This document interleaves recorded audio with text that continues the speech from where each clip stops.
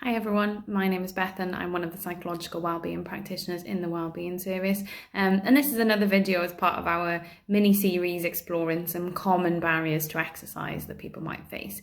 Again, if you would like to get a bit more information about this or explore this in maybe a bit more of an interactive way, please consider coming along to our Barriers to Exercise workshop.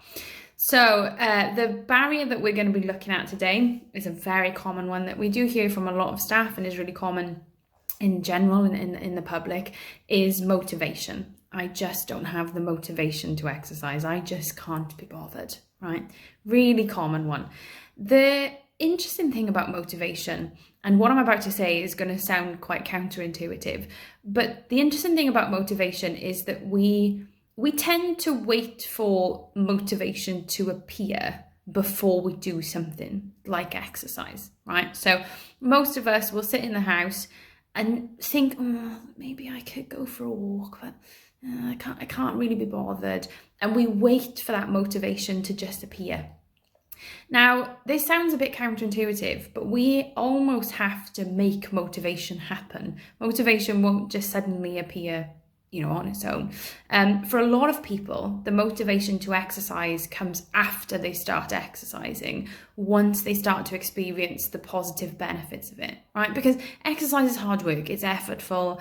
We often as human beings choose to move away from things that are more difficult and move towards the things that are easier, right? So if we're sat in our house, we're all nice and cozy, we're watching the TV, we think to ourselves, I could go for a walk right now, but we know that's going to require far more effort and it's more comfortable to stay on the sofa and watch the TV, right? It's much more comfortable to do that.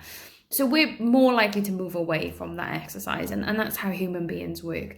So the motivation for exercise, again, often comes once people start to experience those positive benefits, but that's after they've actually started doing the exercise.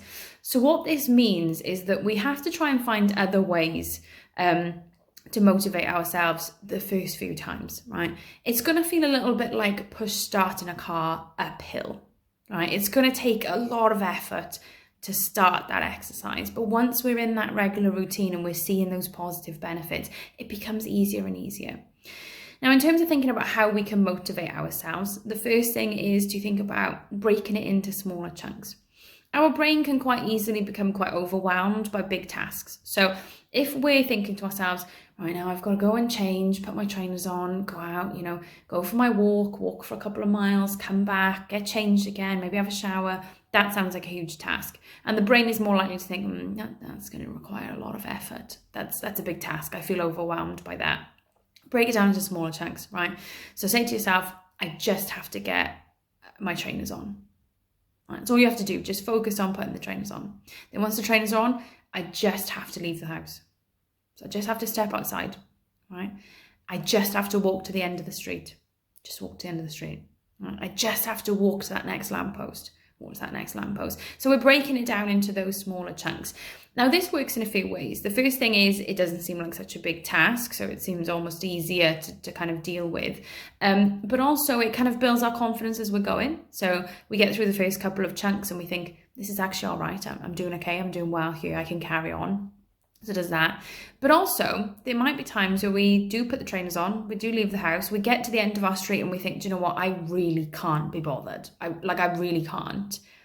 At least if we go back then, we've still walked to the end of the street and back. We've done something. We've taken that small step towards movement. We might not have done what we intended to. We might not have done what we thought we should have, but we've still done something. Any exercise is better than none. So breaking it down into smaller chunks can often be a really good way of dealing with motivation, because we're not trying to motivate ourselves to do a big task. We're just trying to motivate ourselves to do a small task each, at a time. Another thing that can be really beneficial, and this is something that we do explore in a lot more detail in our Barriers to Exercise workshop, so it might be worth coming along to that if you think that this information would be helpful for you, but it's thinking about your why. It's thinking about why do I bother? When I'm sat on the sofa and I think to myself, I could go for a walk right now, or I should go for a walk right now. Why? Is it just because society tells us that we should? Is it because we feel like we should because other people in our lives tell us that we should? Or is there a lifestyle that we want to live? Is there a certain life that we want to live that we're not living right now? Is there a value? Is there something, underneath all of the difficult emotions about exercise, is there something that is driving us or kind of pushing us to do it? Again, it's natural for us to want to move away from things that are difficult and uncomfortable, but it might be that actually we've got a value there. We've got something that, you know, really would drive us with exercise. So really tap into that and think, okay, why should I be going for a walk right now? And is it something that I want? Is that the life that I want to live? And how can I connect that to a value that is going to help to kind of motivate me? Those times where it feels difficult to exercise, you know, can I tap into something deeper inside me? What's really difficult about motivation with exercise is that even people who regularly exercise will have days where they just don't feel motivated to do it. That's not abnormal. So even people who are probably Olympic athletes have days where they think, I really can't be bothered with this today. We all get those days. So it's about tapping into something deeper in us. What do I really value? What's the life that I want to live? What do I want my life to look like in 5, 10, 15 years' time?